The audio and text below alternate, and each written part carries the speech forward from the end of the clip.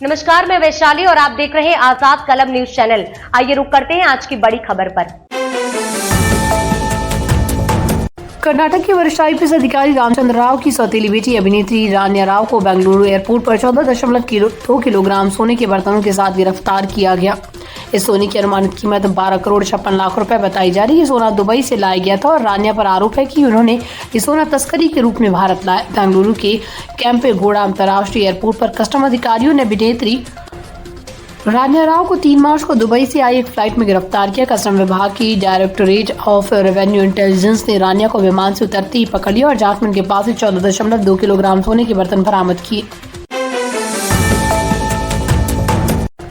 प्रधानमंत्री नरेंद्र मोदी ने तेलंगाना विधान परिषद चुनाव में भारतीय जनता पार्टी की शानदार जीत पर पार्टी कार्यकर्ताओं को बधाई दी। कहा कि वो अपने कार्यकर्ताओं पर गर्व महसूस कर रहे हैं। ये चुनाव 27 फरवरी को तेलंगाना और आंध्र प्रदेश में हुए थे और वोटों की गिनती 3 मार्च को हुई। प्रधानमंत्री नरेंद्र मोदी ने बुधवार को तेलंगाना विधान परिषद चुनाव में बीजेपी के उम्मीदवारों की जीत पर ट्वीट कर उन्हें बधाई दी। उन्होंने कहा कि वो अपने पार्टी कार्यकर्ताओं पर गर्व महसूस करते हैं जो जनता के बीच मेहनत से काम कर रहे हैं। मोदी ने इंस्टाग्राम पर एक पोस्ट में लिखा, मैं तेलंगाना की जनता को धन्यवाद देता हूं जिन्होंने एमएलसी चुनाव में बीजेपी को इतना समर्थन दिया। हमारे नए निर्वाचित उम्मीदवारों को बधाई। मैं अपने पार्टी कार्यकर्ताओं पर गर्व करता हूं जो कठिन मेहनत से जनता के बीच काम कर रहे हैं। समाजवादी पार्टी के विधायक अबू आसिम आजमी और उनकी बेटी फरहान आजमी इस वक्त मुश्किल में है। जहां एक और अबू आसिम आजमी को औरंगजेब की तारीफ करने पर महाराष्ट्र विधानसभा से निलंबित कर दिया गया। उनके बेटे फरहान पर गोवा में सुपरमार्केट विवाद को लेकर केस दर्ज किया गया। इस मुश्किल वक्त में अबू आसिम आजमी और फरहान आजमी की बहू और बॉलीवुड अभिनेत्री आयशा टाकिया ने परिवार का बचाव किया। समाजवादी पार्टी के विधायक अबू आसिम आजमी के निलंबन और फरहान आजमी के विवाद ने आजमी परिवार को संकट में डाल दिया। जहां अबू आसिम आजमी और औरंगजेब की तारीफ करने के बाद विधानसभा से निलंबन की कार्रवाई हुई, वहीं फरहान पर गोवा में एक सुपरमार्केट विवाद को लेकर मामला दर्ज किया गया। संकट के समय में उनकी बहू आयशा टाकिया ने परिवार का समर्थन किया। आयशा टाकिया ने न केवल अपने ससुराल वालों के पक्ष में बयान दिया बल्कि उनकी पूरी तरह से मदद की है। महाराष्ट्र के चंद्रपुर जिले के मोरवा परिसर में अवैध डीजल गोदाम में भीषण आग लग गई जिसमें सब कुछ जलकर राख हो गया। आग इतनी भयंकर थी इसके चलते डीजल और तेल के साथ साथ टैंकर भी पूरी तरह जलकर खाक हो गए। घटना में एक व्यक्ति भी झुलस गया जिसे अस्पताल में भर्ती कराया गया। आग को बुझाने में फायर ब्रिगेड को 4 घंटे की कठिन मेहनत करनी पड़ी। जानकारी के अनुसार ये घटना चंद्रपुर नागपुर हाईवे पर स्थित ईगल ढाबा के पास स्थित अवैध डीजल और तेल के गोदाम में हुई। शाम करीब 7 बजे स्थानीय नागरिकों ने देखा कि गोदाम से आग की लपटें उठ रही हैं और तत्काल पुलिस और फायर ब्रिगेड को सूचना दी, लेकिन जब तक फायर ब्रिगेड की टीम मौके पर पहुंची तब तक आग ने विकराल रूप ले लिया। आग इतनी तेज थी कि इसकी लपटें दूर से ही दिखाई दे रही थी।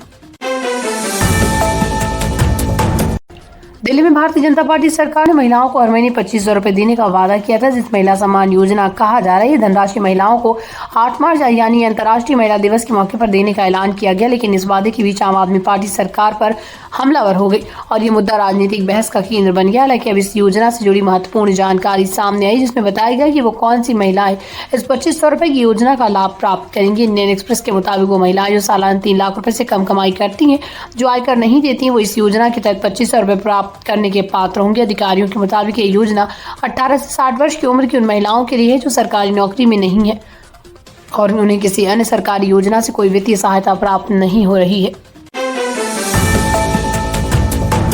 गायक रैपर हनी सिंह का नया गाना मैनिक इन दिनों इंटरनेट पर धूम मचा रहा है। इस गाने ने जैसे ही रिलीज होते ही लोगों के बीच लोकप्रियता हासिल की, वैसे ही अब इस गाने को लेकर विवाद भी शुरू हो गया। बॉलीवुड अभिनेत्री नीतू चंद्रा ने हनी सिंह के गाने मैनिक के खिलाफ पटना हाईकोर्ट में याचिका दायर की और इस गाने पर प्रतिबंध लगाने की मांग की। उनका कहना है कि इस गाने में महिलाओं की छवि को गलत तरीके से प्रस्तुत किया गया और यह गाना अश्लील है। नीतू चंद्रा ने अपनी याचिका में हनी सिंह के गाने मैनिक को अश्लील बताया और कहा कि इस गाने में महिलाओं को एक सेक्स प्रतीक के रूप में प्रस्तुत किया गया। उनका मानना है कि गाने में प्रयुक्त डबल मीनिंग शब्दों से अश्लीलता बढ़ रही है जो बच्चों, महिलाओं और समाज पर नकारात्मक प्रभाव डाल रही है। नीतू चंद्रा ने गाने में इस्तेमाल हुए भोजपुरी भाषा के शब्दों को भी गलत और महिलाओं के खिलाफ बताया। रवीना टंडन एक बार फिर से सुर्खियों में है, लेकिन इस बार कारण उनकी दरियादिली। हाल ही में एक वीडियो सोशल मीडिया पर वायरल हो रहा है जिसमें रवीना टंडन ने अपने सोने की बालियां एक फोटोग्राफर को मुफ्त में दे दी। इस वीडियो में रवीना के साथ उनकी बेटी राशा भी दिखाई दे रही। रवीना के इस कृत्य ने उनके फैंस का दिल छू लिया और लोग उनकी दरियादिली की सराहना कर रहे हैं। रवीना टंडन 90 के दशक की सबसे मशहूर अभिनेत्रियों में से एक है। आज 2 फिल्मों में सक्रिय हैं। 52 साल की रवीना टंडन अपनी फिटनेस के लिए जानी जाती हैं और युवा अभिनेत्रियों के मुकाबले वो फिटनेस के मामले में आज भी आगे हैं। उन्होंने कई फिल्मों में अभिनय किया और इन दिनों वो OTT प्लेटफॉर्म पर भी नजर आ रही हैं। जल्दी वो अक्षय कुमार की multi starrer film welcome to the jungle में भी दिखाई देंगी। मोहम्मद शमी के एनर्जी ड्रिंक पीने पर हंगामा। ट्रोलर्स ने पूछा क्या तरह के मुस्लिम। धार्मिक नेता ने दी फटकार। भारत और ऑस्ट्रेलिया के बीच चैंपियंस ट्रॉफी के सेमीफाइनल मैच के दौरान एक फोटो वायरल हो गई जिसमें भारतीय तेज गेंदबाज मोहम्मद शमी एनर्जी ड्रिंक पीते नजर आए। इस फोटो को लेकर सोशल मीडिया पर बहस छिड़ गई और कुछ लोगों ने शमी को रमजान के महीने में रोजा रखने की सलाह दी। इस मामले में मुस्लिम धार्मिक नेताओं ने मोहम्मद शमी का बचाव किया और उन्हें ट्रोलर्स से मिलने वाली आलोचनाओं पर जवाब दिया। चैंपियंस ट्रॉफी के सेमीफाइनल मैच के दौरान मोहम्मद शमी की एक फोटो वायरल हुई जिसमें वे एनर्जी ड्रिंक पीते नजर आ रहे थे। भारत और पाकिस्तान के बीच क्रिकेट सीरीज की संभावनाओं को लेकर सवालों का सिलसिला जारी। हाल ही में पाकिस्तान के शहर लाहौर में खेले गए चैंपियंस ट्रॉफी 2025 के दूसरे सेमीफाइनल मैच के दौरान BCCI कि वरिष्ठ अधिकारी राजीव शुक्ला ने इस विषय पर अहम बयान दिया। इस दौरान पाकिस्तान मीडिया ने उनसे भारत पाकिस्तान के बीच सीरीज की बहाली को लेकर सवाल किया। राजीव शुक्ला ने सवाल का सीधा जवाब देते हुए स्थिति स्पष्ट की।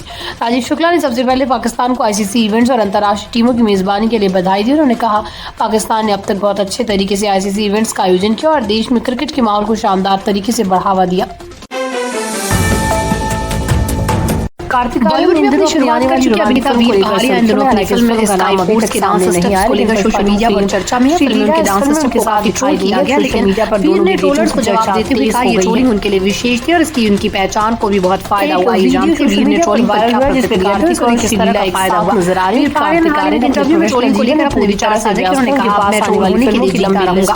कार्तिक की पिछली फिल्म भूल भुलैया गाने में आज डांस स्टेप वायरल हुआ मुझे बहुत पसंद आया।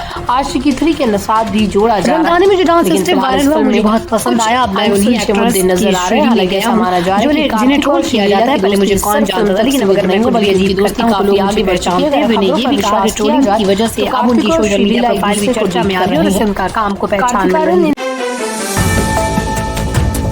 तक के लिए बस इतना ही। फिर होगी आपसे मुलाकात ऐसी एक और बड़ी खबर के साथ। तब तक के लिए नमस्कार। देखते रहिए आजाद कलम न्यूज चैनल। देश की आवाज ऐसी ही लेटेस्ट अपडेट्स के लिए हमारे चैनल को सब्सक्राइब और तुरंत नोटिफिकेशन पाने के लिए बेल आइकन प्रेस करना ना भूलें। यदि आप हमें फेसबुक के माध्यम से देख रहे हैं तो हमारे पेज को फॉलो जरूर करें। धन्यवाद।